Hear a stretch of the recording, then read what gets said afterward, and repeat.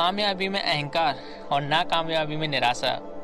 अगर इन दोनों भावों से इंसान अपनी रक्षा कर लेता है तो वो अपने जीवन में अभूतपूर्व वृद्धि कर सकता है, सांसारिक क्षेत्र में भी और आध्यात्मिक क्षेत्र में भी। जब भी कोई इंसान कामयाब होता है तो धीरे धीरे जाने अनजाने उसके अंदर अहंकार प्रवेश करने लगता है। कई बार वो अहंकार इतना ब्राइट होता है कि हम सभी को दिख जाता है, और कभी इतना सूक्ष्म होता है कि वो दिखाई नहीं देता, लेकिन वो फिर भी मौजूद रहता है। और ऐसे ही जब कोई आदमी नाकामयाब होता है तो उसे निराशा, उदासी और दुख घेर लेते हैं, जिससे वो आदमी नाउम्मीद हो जाता है। उसके पास कोई आशा की किरण नहीं होती और इसी वजह से वह नई शुरुआत करने से हिचकिचाता है।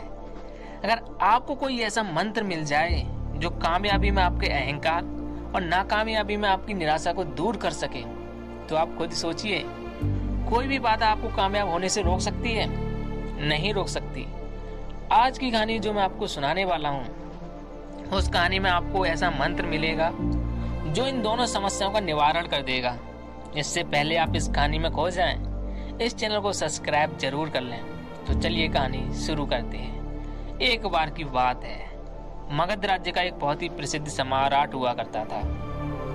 वो बहुत से राज्यों पर शासन करता था। बहुत प्रतिभाशाली सम्राट था और उनकी प्रजा उनसे बेहद खुश थी। कोई भी इंसान उनके बारे में कोई बुरी बात नहीं बोलता था, लेकिन अपनी जिम्मेदारियों का निर्वाह करते हुए सम्राट को अपने लिए कुछ समय ही नहीं मिलता था। वो हमेशा अपने राज्य की समस्याओं को सुलझाने में लगा रहता था, जिससे वो अपनी आध्यात्मिक उन्नति नहीं कर पा रहा था। और वो सम्राट इस बात को लेकर परेशान था, क्योंकि कहीं ना कहीं उसे जीवन की इस निरर्थकता का आभास था। उसे पता था कि जीवन में कुछ भी कर लो, कुछ पाने या खोने जैसा नहीं रहता। आखिर में तो मौत सब कुछ खत्म कर देती है। इसीलिए उसने एक दिन अपने मंत्रियों और अपने राज्य के सभी दरबारियों की एक सभा बुलाई। दरबार में सब लोग बैठे हुए थे और सम्राट अपनी राजगद्दी पे बैठे हुए थे। सम्राट ने सभी को संबोधित करते हुए कहा कि सभी सभासद हमारी बात पर गौर फरमाएं। देखो, हम अपनी जिम्मेदारियां पूरी तरह से निभा रहे हैं, लेकिन इन जिम्मेदारियों का निर्वाह करते हुए एक समस्या पैदा हो गई है। हमारे पास बिल्कुल भी वक्त नहीं बचता कि हम बड़े बड़े शास्त्र पढ़ें, बड़े उपनिषद पढ़ें, बड़े बड़े ग्रंथ पढ़ें। मैं आप सभी विद्वानों से एक विनती करता हूँ, आप मुझे एक पंक्ति का कोई एक ऐसा सूत्र बता दें जिसमें सारे शास्त्र, उपनिषद और बड़े बड़े ग्रंथ उसमें समाहित हो जाएं, जिससे मुझे उन ग्रंथों का मूल्य और ज्ञान भी पता चल जाए और मुझे अपना वक्त उन ग्रंथों को पढ़ने में भी नहीं बिताना पड़े। और जो भी विद्वान मुझे वो सूत्र बता देगा, मैं उसे मुंह मांगे कीमत दूंगा। राजा ने उस मंत्र को ढूंढने के लिए सबको एक सप्ताह का वक्त दिया। सभी मंत्री, सभी विद्वान मोटे मोटे ग्रंथ लेके बैठ गए और उनमें से ऐसे सूत्र की ढूंढने की कोशिश करने लगे जिसमें सभी ग्रंथ समाहित हो जाएं। वो बहुत प्रयास करने के बाद भी किसी भी विद्वान को ऐसा सूत्र नहीं मिला जो जीवन के सारे सार को एक पंक्ति में समेट ले। आखिरकार एक सप्ताह के बाद सभी ने निराश होकर वो सम्राट को कहते हैं कि महाराज, हमने बहुत कोशिश की, सारे ग्रंथ छान मारे, सारे शास्त्र पढ़ डाले, लेकिन हमें ऐसा कोई सूत्र नहीं मिला जो एक पंक्ति में सारा सार समेट ले। आप खुद ही सोचिए कि एक पंक्ति में इतने मोटे मोटे ग्रंथ हैं, कैसे समा सकते हैं? इस पर सम्राट ने कहा कि कोई ना कोई रास्ता तो निकालना पड़ेगा। अगर तुमसे नहीं हो पा रहा है तो किसी ऐसे आदमी के बारे में बताओ जो मेरी समस्या को हल कर सके। तभी एक मंत्री बोला कि महाराज, हमारे पड़ोसी राज्य में एक बहुत पहुंचे हुए संत रहते हैं। मैं यकीन से तो नहीं कह सकता, लेकिन आपकी समस्या को वो सुलझा सकते हैं। आप उनसे एक बार भेंट अवश्य करें। ये सुनकर सम्राट अगले दिन अपने कुछ सैनिकों और अपने घोड़ों को लेकर उस संत के पास पहुंच जाते हैं। संत के पास पहुंचकर वो उन्हें सारी समस्या बताते हैं। उसकी समस्या सुनने के बाद वो संत कहते हैं कि राजन, मेरे पास भी कोई ऐसा सूत्र तो नहीं है, ना ही मैंने इसके बारे में कभी कोई विचार किया, लेकिन मेरे गुरु ने मुझे एक अंगूठी दी थी, जो अंगूठी तुम मेरी उंगली में देख रहे हो। ये गुरु की भेंट की हुई है। मेरे गुरु ने मुझे इसे देते वक्त कहा था कि इस अंगूठी के पत्थर के नीचे 2 पर्चियां हैं जिनमें एक मंत्र लिखा हुआ है। एक पर्ची हरे रंग की है और दूसरी पर्ची नीले रंग की है। और मेरे गुरु ने ये पर्चियां देते हुए कहा था कि जब भी तुम्हारे जीवन में बुरा से बुरा समय आए और तुम्हें लगे कि सब कुछ खत्म हो चुका है और तो अब तुम्हें जीने जैसा कुछ नहीं बचा है, तब तुम उस हरी पर्ची को खोलकर देखना। उसमें तुम्हें एक ऐसा मंत्र मिलेगा जो तुम्हें उस बुरी स्थिति से बाहर निकाल देगा। और दूसरी पर्ची तुम तब खोलना जब तुम अपने जीवन में सब कुछ हासिल कर लो, जब तुम्हें लगे कि मैंने जीवन में सब कुछ पा लिया है, अब तो पाने जैसा कुछ रहा ही नहीं, तब तुम उस नीली पर्ची को खोलना। उसके बाद उस संत ने कहा कि मुझे तो जीवन में इसकी जरूरत ही नहीं पड़ी, क्योंकि मेरे पास तो ऐसा वक्त नहीं आया जो मुझे इस पर्ची को खोलकर देखने की जरूरत पड़े। इसलिए मैं ये पर्ची तुम्हें भेंट कर देता हूँ। और उसने यह कहते हुए वो पर्ची सम्राट को भेंट कर दी। सम्राट ने भी वो भेंट स्वीकार कर ली और अपने राज्य में वापस लौट आए। समय ऐसे ही चलता रहा। बहुत साल बीत गए। राज्य पूरी खुशहाली के साथ चल रहा था। अक्सर बीच बीच में सम्राट के मन में उस अंगूठी को देखकर यह ख्याल आता था कि एक बार खोलकर देखता हूँ कि इसमें क्या मंत्र लिखा हुआ है। लेकिन वो संत की वो बात याद करके उन पर्चियों को नहीं देखता था। वो सोचता कि अगर मैं इन्हें अभी खोल लूंगा तो इनका फल निष्फल हो जाएगा। इसलिए उसने उन सामान्य परिस्थितियों में उन पर्चियों को नहीं खोला। लेकिन समय की एक खासियत होती है, वो हमेशा बदलता जरूर है। और इसी तरह उनके पड़ोसी राज्य के राजा ने उन पर हमला कर दिया। सम्राट ने अपने सैनिक बलों के साथ डटकर उनका मुकाबला किया, लेकिन उनकी सेना बहुत बड़ी थी।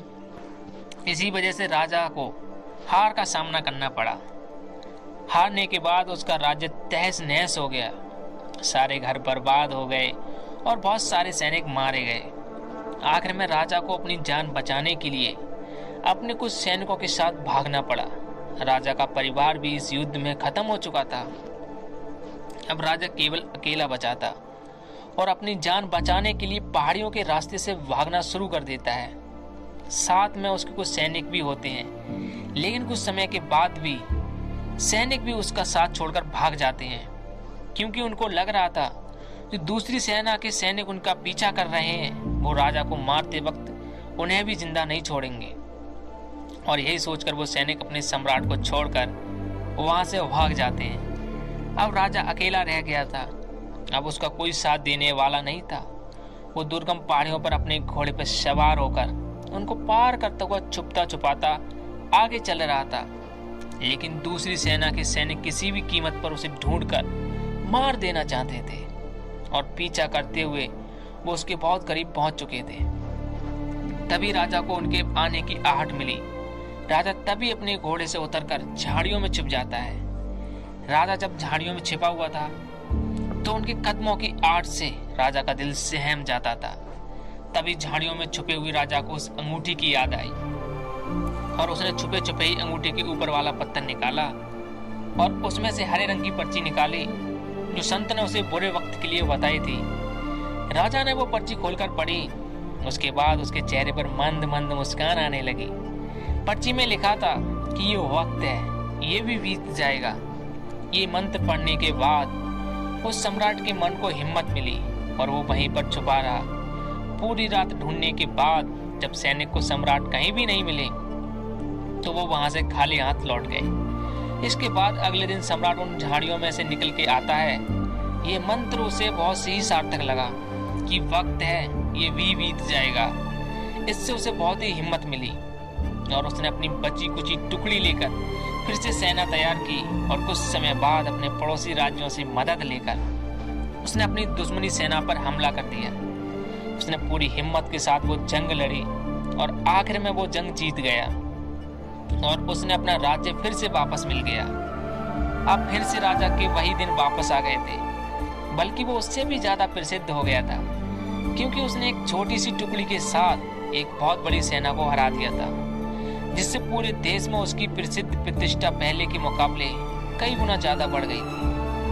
और अब उस सम्राट को लगने लगा कि मैंने अपने जीवन में सब कुछ फतेह कर लिया है।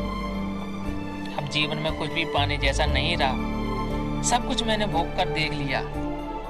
तभी उसे उस अंगूठी की फिर से याद आई और उसे याद आया था कि संत ने कहा था कि इसमें जो नीली पर्ची है, इसको उस वक्त खोलना जब तुम्हारे पास सब कुछ हो, जब तुम्हें किसी चीज की कोई इच्छा ना रह जाए।